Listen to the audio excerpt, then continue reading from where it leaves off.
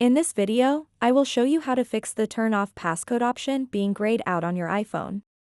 To get started, first open up the Settings app on your iPhone. Once you're in the Settings menu, scroll down until you reach the bottom section. Now, tap on Face ID and Passcode. Here, you'll see various options related to Face ID and security settings. If you look closely, you'll notice that the Turn Passcode Off option is currently grayed out. To resolve this issue, what needs to happen next is quite simple: tap on Reset Face ID.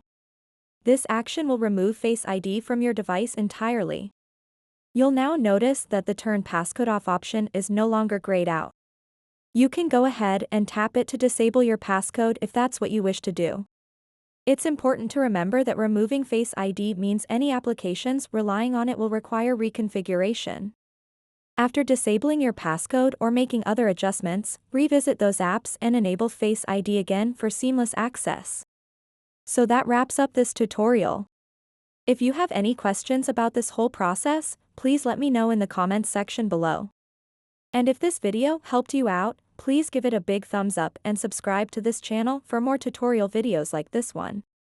Thank you so much for watching, and have a good day.